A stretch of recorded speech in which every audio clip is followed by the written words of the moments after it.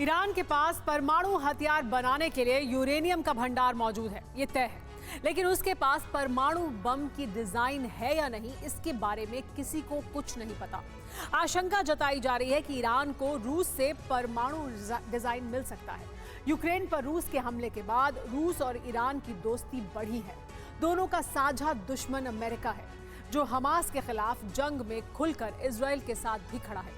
America, रूस और Iran Israel की दोस्ती का यही समीकरण मिडिल ईस्ट में परमाणु युद्ध का संकट कैसे बन गया है, देखिए ये रिपोर्ट।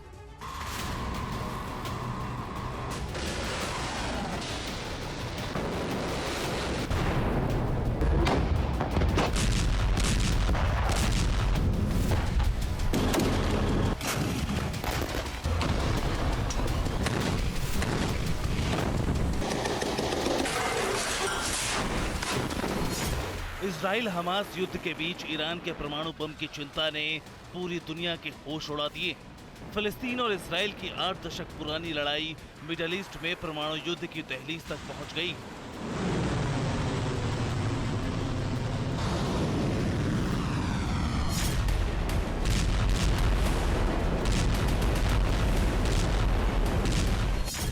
इजराइल को धमकाने के लिए ईरान लगातार अपनी बैलिस्टिक मिसाइलों का परीक्षण कर रहा है, जिसे परमाणु युद्ध की तैयारी ही माना जा रहा है।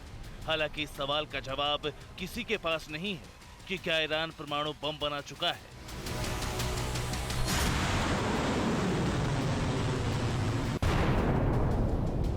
ईरान के परमाणु बम को लेकर दुविधा की वजह भी जान लीजिए। एटम बम बनाने के लिए 2 चीजों की जरूरत होती है। पहली, यूरेनियम का 90% तक संवर्धन, जिसके बारे में IAEA, अमेरिका और इजराइल तीनों मान चुके हैं कि ईरान के पास परमाणु बम बनाने लायक संवर्धित यूरेनियम का स्टॉक तैयार है। एटम बम बनाने के लिए दूसरी जरूरी चीज है वॉरहेड की डिजाइन। अब तक CIA, मोसाद या दुनिया की किसी खुफिया एजेंसी के पास ऐसी कोई रिपोर्ट नहीं है कि ईरान के पास न्यूक्लियर वॉरहेड की डिजाइन मौजूद है।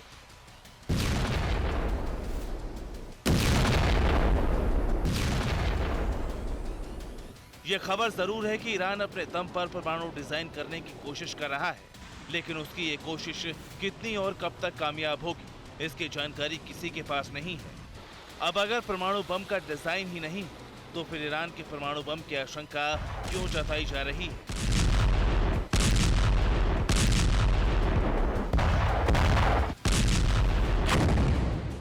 इसी सवाल के जवाब में रूस की एंट्री होती है। ये सबको मालूम है कि ईरान का न्यूक्लियर प्लांट बनाने में रूस ने मदद की है। अमेरिका के साथ तनाव बढ़ने के बाद ईरान को आर्थिक प्रतिबंधों से बचाने का मोर्चा भी रूस ने ही संभाला। बदले में ईरान ने यूक्रेन युद्ध में रूस को ड्रोन और मिसाइलों की सप्लाई शुरू की।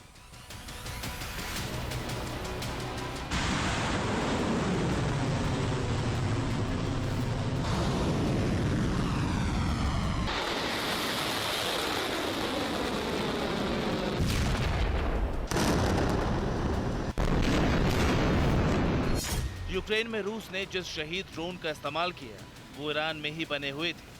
पश्चिमी देशों के एक्सपर्ट्स मानते हैं कि रूस के राष्ट्रपति पुतिन और ईरान की रणनीतिक दोस्ती ही मिडिल ईस्ट में परमाणु युद्ध की वजह बन सकती है।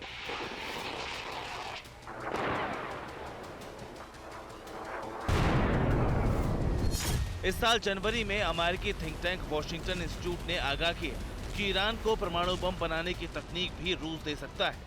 दुनिया में सबसे ज्यादा परमाणु हथियार रूस के पास ही है और उसके परमाणु हथियारों की क्षमता और डिजाइन भी बहुत आधुनिक है। परमाणु हथियारों से लैस देशों ने परमाणु तकनीक का प्रसार रोकने के लिए 1970 के दशक से ही परमाणु अप्रसार संधि कर रखी है। रूस भी इसका हिस्सा हुआ करता था, लेकिन यूक्रेन युद्ध के बाद रूस ने अपना रवैया बदल दिया है। उसने अमेरिका के साथ परमाणु समझौता भी रद्द कर दिया है। पिछले 2 साल में रूस और ईरान की नजदीकियां जितनी बढ़ी हैं, उससे भी यह आशंका बढ़ गई है कि रूस की मदद से ईरान अपना परमाणु बम बना सकता है।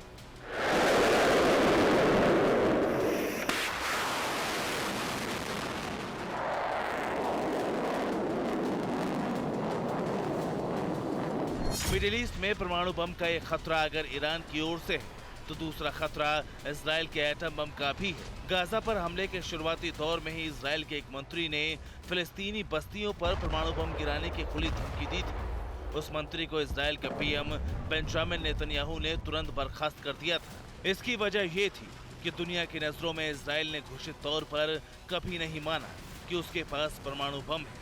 हालांकि परमाणु हथियारों पर नजर रखने वाली एजेंसियों का मानना है कि इजराइल के पास 100 से अधिक न्यूक्लियर वॉरहेड मौजूद है।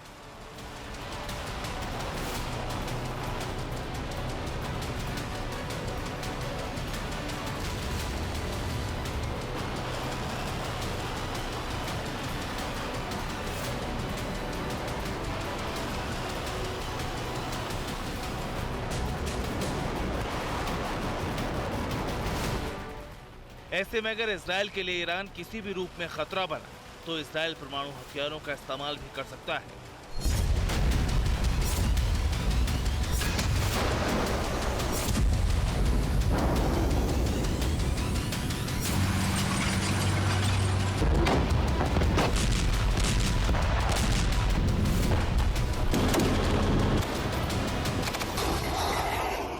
गाजा पर इजराइल के हमले के बाद चीन के एक रणनीतिक विशेषज्ञ ने भी यह आशंका जताई थी कि अगर हमास और इजराइल की जंग का दायरा बढ़ा तो परमाणु युद्ध तय है। असली संकट यही है क्योंकि इजराइल पर युद्ध विराम का दबाव बनाने के लिए संयुक्त राष्ट्र सुरक्षा परिषद में जो प्रस्ताव आया था उसे अमेरिका ने वीटो कर दिया। इजराइल को अमेरिका की खुली शह के बाद यह खतरा गंभीर हो गया है कि कहीं चीन और रूस की शह पर ईरान ने इजराइल के खिलाफ कोई कदम उठाया तो इस जंग का दायरा फैलने से कौन रोक पाएगा।